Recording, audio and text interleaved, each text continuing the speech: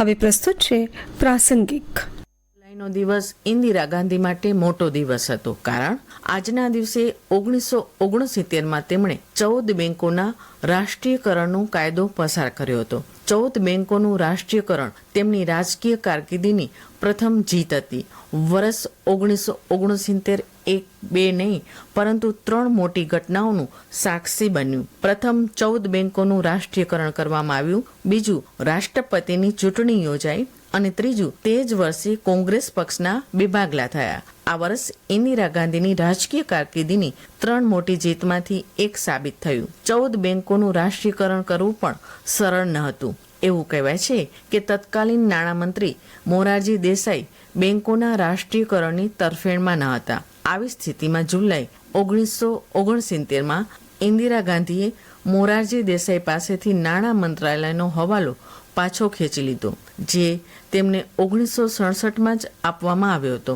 નારાજ મોરારજી દેસાઈએ થોડા સમય પછી તેના નાયબ વડાપ્રધાન પદ પરથી રાજીનામું આપ્યું. આ તે સમય હતો જ્યારે 14 બેંકોનું રાષ્ટ્રીયકરણ કરવામાં આવ્યું હતું અને 19 જુલાઈ 1969ના રોજ બેન્કિંગ કંપની ઓર્ડિનન્સ પણ ઉતાવળમાં લાગુ કરવામાં આવ્યો. આ નામનું બિલ પસાર થયું અને કાયદો બન્યો. બેંક રાષ્ટ્રીયકરણ એટલે ખાનગી માલિકીની વેપારી બેંકોની માલિકી અને તેનું સંચાલન સરકાર પોતાના હસ્તક લઈ લે તે પ્રક્રિયા. તેનો મુખ્ય ઉદ્દેશ ગરીબો સુધી બેન્કિંગ સેવાઓ પહોંચાડવાનો, આર્થિક સમાનતા લાવવાનો અને ગ્રામીણ વિસ્તારોમાં ધિરાણ વધારવાનો છે.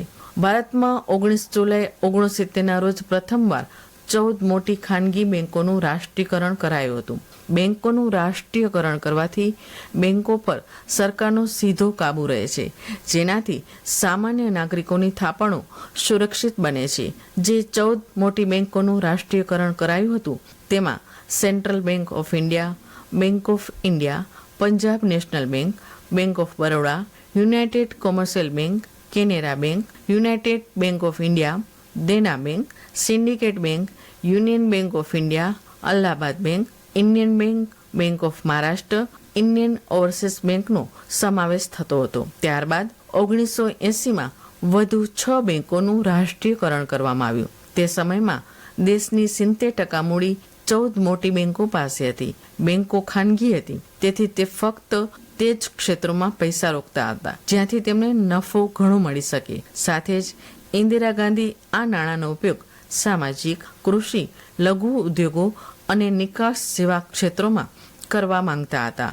14 બેંકોના રાષ્ટ્રીયકરણ પાછળ આ એક મોટું કારણ હતું. બીજી તરફ એક રિપોર્ટ અનુસાર 1947 થી 1955 સુધી લગભગ 360 નાની બેંકો ડૂબી ગઈ હતી, જેમાં લોકોની કરોડો રૂપિયાની થાપણો પણ ડૂબી ગઈ હતી. ઘણી બેંકોએ કાળા બજાર અને સંગ્રહખોરીના ધંધામાં નાણાં રોકવાનું શરૂ કર્યું. આવી સ્થિતિમાં રાષ્ટ્રીયકરણ જરૂરી પગલું બની ગયું. જેથી આવી બેંકો પર પણ અંકુશ લાવી શકાય તો તેમણે જાહેર નાણાં સુરક્ષિત કરવાની તક પણ આપી. આમ જોવામાં આવે તો બેંકોના રાષ્ટ્રીયકરણના ઘણા ફાયદા હતા અને કેટલાક ગેરફાયદાનો પણ સામનો કરવો પડ્યો હતો. રાષ્ટ્રીયકરણ પછી બેંકોની શાખાઓમાં મજબૂત વૃદ્ધિ જોવા મળી હતી. પહેલા જે બેંકો તેમની સેવાઓ ફક્ત શહેરોમાં જ આપતી હતી, તે હવે ગામડાઓમાં અને ગ્રામ્ય વિસ્તારો તરફ પણ વળ્યા છે. એક માહિતી અનુસાર જુલાઈ 1969માં દેશમાં બેંકોની 8,322 શાખાઓ હતી, પરંતુ 1994 સુધીમાં આ આંકડો 7.5 ગણાથી વધુ વધીને 60,000ની નજીક પહોંચી ગયો. શાખાઓના વિસ્તરણ અને વધુ લોકો સુધી પહોંચવાથી બેંકો પાસે ઘણું નાણું એકઠું થયું, જે પાછળથી લોન તરીકે વહેંચવામાં આવ્યું, જેના કારણે તમામ ઉદ્યોગો અને ધંધા પણ વધ્યા અને રોજગારીની તકો પણ ઊભી થઈ. જો કે આ સમયગાળામાં જ ઘણા લોકોને આંખ આડા કાન કરવામાં આવ્યા હતા, જેના કારણે બેંકોની એનપીએ વધવા લાગી હતી. આજના સમયમાં બેંકોની એનપીએ લગભગ 8 લાખ કરોડ સુધી પહોંચી ગઈ છે.